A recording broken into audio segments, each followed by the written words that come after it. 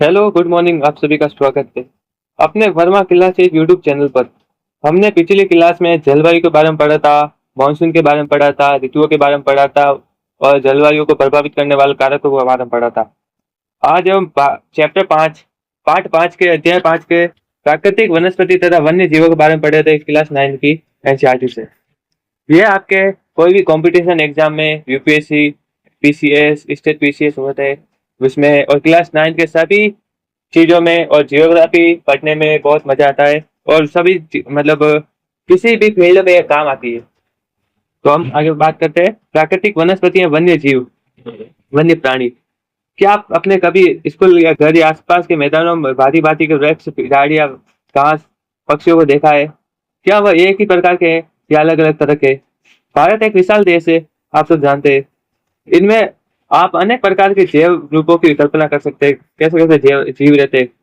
हमारा देश भारत विश्व में कुल मुख्य 12 जैव विविधता वाले देशों में से एक है। 12 जैव विविधता वाले देशों में से एक है।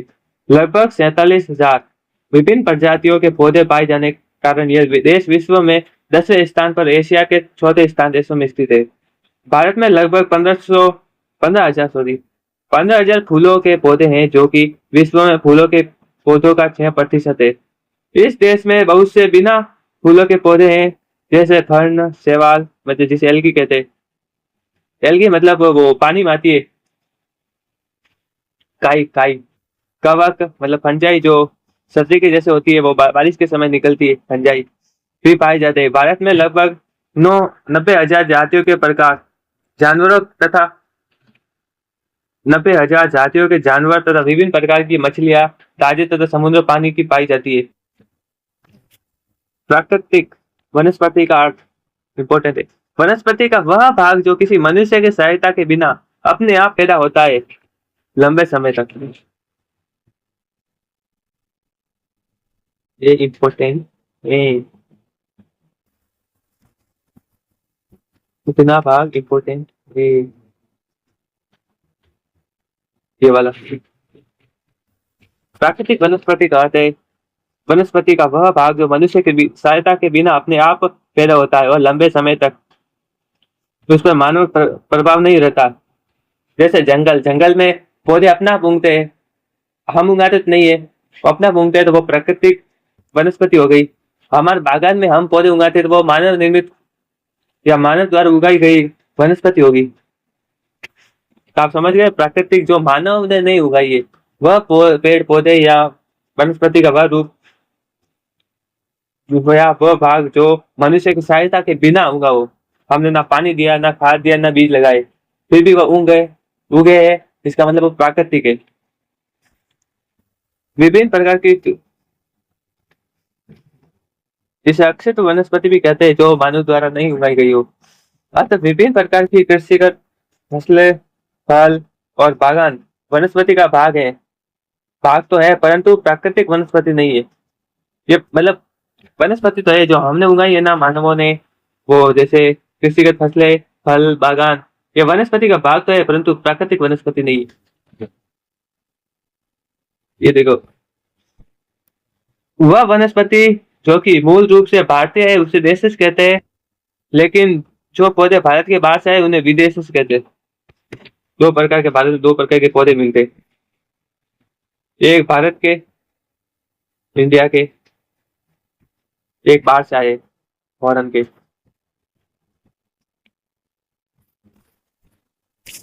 वनस्पति जगत शब्द का अर्थ, वनस्पति जगत शब्द का अर्थ किसी विशेष क्षेत्र में किसी समय में पौधों की उत्पत्ति से इस तरह प्राणी जगत जानवरों के विषय में बताता है।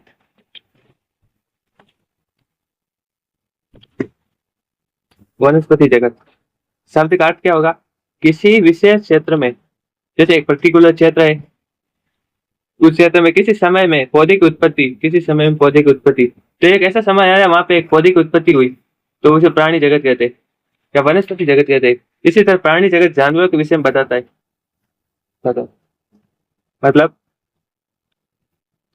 एक कोई क्षेत्र ए है, यहाँ पे वनस्पति उगी या कुछ पेड़ उगे या कुछ झाड़ियां उगी, तो वह किस समय में उगी, किसी समय में उगी तो होगी, तो उसी समय उत्पत्ति को वनस्पति जगत कहते हैं। वैसे ही वनस्पति की जगह पर कोई जीव उत्पत्ति होती है जीव की, तो उसे प्राणी जगत कहते हैं। जैसे गिर के एशियाटिक लोयन।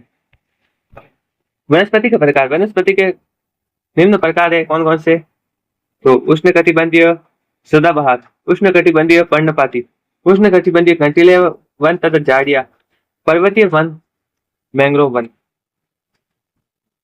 अब इनके बारे में डिटेल में पढ़ेंगे, पर थोड़ा मोटा मोटा रूप में आपको बता देता हूँ। उष्णकटिबंधीय सदाबहार वन जो 200 प्लस सेंटीमीटर से ज्यादा वर्षा होती है, मीटर से अधिक की वर्षा जहाँ पे होगी वहां सदाबहार वन मिलेगी।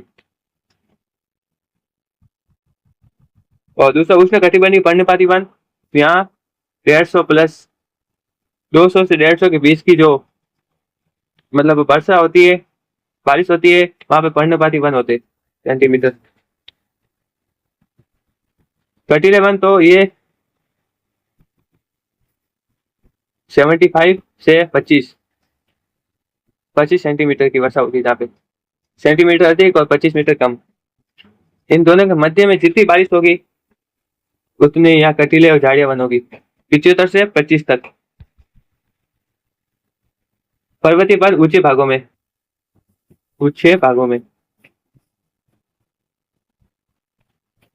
मतलब पर्वतीय वन नॉर्मली आप नाम से पता चलता है कि पर्वत पे उगेंगे, जहाँ पे बड़े बड़े ऊंचे ऊंचे पर्वत हो गए वहां पे ऐसे वो पर्वत ऐसे हो गए पर्वत।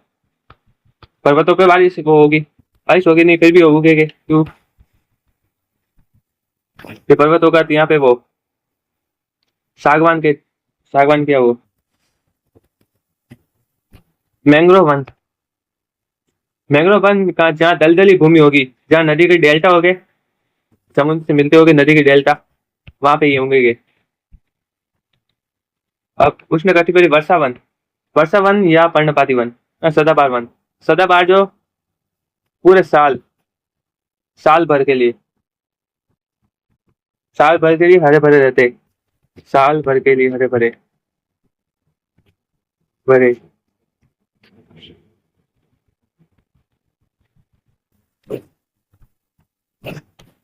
उष्णकटिबंधीय वर्षा वन, यह वन पश्चिमी घाटों के बीच पश्चिमी घाटों के अधिक वर्षा वाले क्षेत्रों में अंडमान, लक्षद्वीप, अंडमान और निकोबार द्वीप समूह, असम के ऊपरी भागों तथा तमिलनाडु के तट पर तक सीमित है। कहाँ पाए जाते हैं ये? मुख्यतः पश्चिमी घाट जहाँ पे अधिक वर्षा होती है, लक्षद्वीप, अंडमान निकोबार द्वीप समूह, असम तथा तमिलनाडु के तटीय क्षेत्रों तक सीमित है। उन क्षेत्रों में भली भांति विकसित है जहाँ 200 सेंटीमीटर से अधिक की वर्षा होती है, 200 सेंटीमीटर से अधिक की वर्षा। एक साथ थोड़े समय के लिए शुष्क ऋतु पाई जाती है। कुछ समय मतलब एक साथ थोड़े समय के लिए, बिल्कुल कम समय के लिए शुष्क ऋतु, गर्म ऋतु पाई जाती है। इन वर्षों में लगभग 60 मीटर या उससे अधिक ऊंचाई तक पहुंचते ये मतलब वन वृक्ष। इन वनों में मतलब ये जंगल है, इन वनों में सामान्यतः 60 मीटर के पौधे पाए जाते हैं या उससे अधिक के पौधे पाए जाते हैं। चूंकि ये क्षेत्र वर्ष भर गर्म रहता है तथा आर्द्र रहते हैं, अतः यहाँ पर इस प्रकार की वनस्पतियां, वृक्ष, झाड़ियां, लताएं उगती है और उन वनों में इसकी विभिन्न ऊंचाइयों से कई स्तर देखने को मिलते हैं। वृक्षों के में पतझड़ होने का कोई निश्चित समय नहीं होता, अतः ये साल भर हरे भरे रहते, मतलब यहाँ पे एक पौध है, मतलब पेड़ है, दूसरा पेड़ है, ये मतलब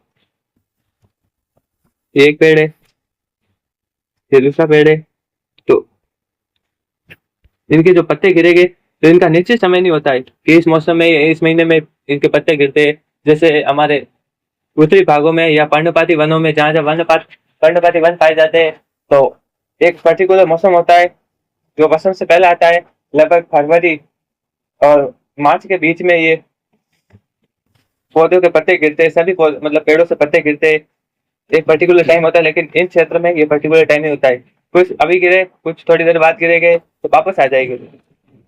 इनका ऐसा होता है। इन वनों में पाए जाने वाले व्यापारिक महत्व के कुछ वृक्ष अबुनस आबूनस, एबोनी, मोहगनी, रोजवुड, रबड़ और सिकोनी। ये इनके नाम याद रखने के लिए बहुत उपयोगी है।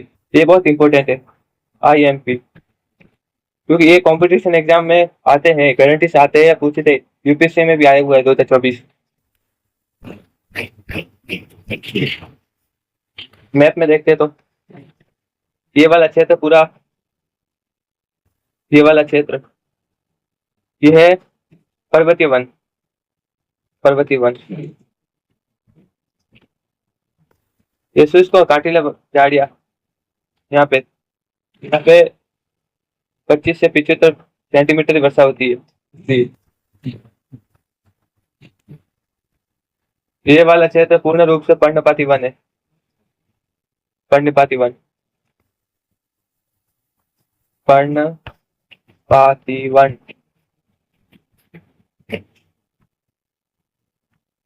ये सदाबहार वन वाला क्षेत्र, सदाबहार पूरे साल हरे भरे। ये छोटा सा, ये छोटा सा है मैंग्रोव वन, यहाँ पे भी डेल्टा वाली जगह पे। ये सुंदरबन डेल्टा, ये महानदी का, गोदावरी का डेल्टा, कृष्णा का डेल्टा। यहाँ पे भी कांटेदार वन पाए जाते हैं, क्योंकि यहाँ पे भी वर्षा बहुत कम होती है, क्योंकि यहाँ पे वृष्टि चाय क्षेत्र है, इसलिए जहाँ पे हरे हरे, ज्यादा हरे हरे, वहां पे सदाबहार वन होते, सदाबहार वन।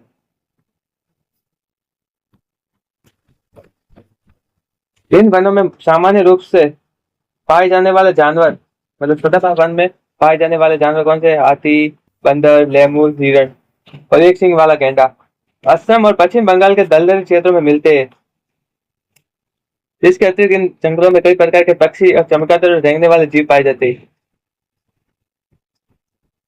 उष्ण कटिबंधीय पर्णपाती वन, यह यह भारत में सबसे बड़े क्षेत्र में फैले हुए हैं। इन्हें मानसूनी वन भी कहते हैं और ये इन वनों में विस्तृत है, जहाँ 70 सेंटीमीटर से 200 सेंटीमीटर तक वर्षा होती है। इस प्रकार के वनों में शुष्क ग्रीष्म ऋतु में 6-8 सप्ताह के लिए अपनी पत्तियां गिरा देते हैं। वैसे बड़े तो मानसूनी वन कहते हैं इनको। 70 से 200 सेंटीमीटर तक की वर्षा होती है यहाँ पे, और ग्रीष्म ऋतु में, शुष्क ग्रीष्म ऋतु में 6 से 8 सप्ताह के लिए अपनी पत्तियां गिरा देते हैं सब पेड़ एक साथ। जल की उपलब्धि के आधार पर वनों की आर्द्रता तथा शुष्क पर्णपाती वनों में विभाजित किया जाता है। पर्णपाती मतलब पत्ते गिरना। इनमें से आर्द्र या नम पर्णपाती उन क्षेत्रों में पाए जाते हैं जहाँ 100 से 2 सेंटीमीटर से अधिक वर्षा होती है।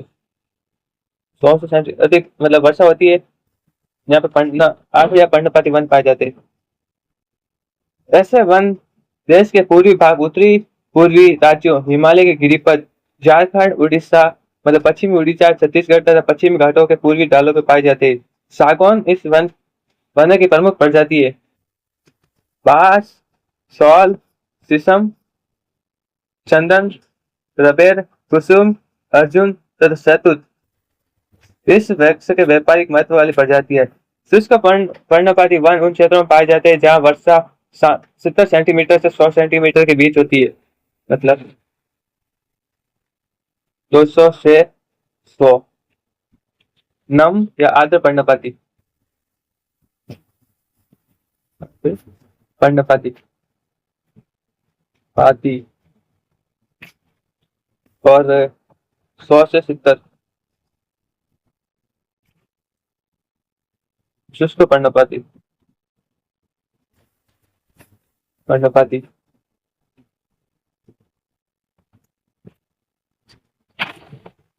शुष्क पर्णपाती वन उन क्षेत्रों में जहाँ 70 से 100 सेंटीमीटर के बीच वर्षा होती है। वन प्रायद्वीपीय पठार के ऐसे वर्षा वाले क्षेत्रों में उत्तर प्रदेश तथा बिहार के मैदानों में पाए जाते हैं। विस्तृत क्षेत्रों में पाए सागौन, साल, पीपल तथा नीम के वृक्ष उगते हैं। इन क्षेत्रों के बहुत बड़े भाग कृषि कार्य में उपयोग हेतु साफ कर दिए गए। कुछ भागों में पशुचारण भी होता है। इन जंगलों में पाए जाने वाले जानवर प्राय सिंह, शेर, सुअर, हिरण और हाथी है। विभिन्न प्रकार के पक्षी, छिपकली, सांप और कछुए भी यही पाए जाते हैं। तो आज के लिए इतना ही काफी है। अगली क्लास में या कल क्लास होगी तब उसमें कार्टिलर वन और पर्वतीय वन और मैक्रो वन के बारे में पढ़ेंगे और उनके महत्व को थोड़ा समझेंगे। जी, आज के लिए धन्यवाद। चैनल को सब्सक्राइब करिए, क्लास कैसी लगी कमेंट करिए और लाइक करिएगा और शेयर भी करिएगा, जिससे हमारी ऑडियंस और ज़्यादा हो जाए और हम अच्छे से और अच्छा कंटेंट बना पाए। धन्यवाद, आप सभी का दिन शुभ हो।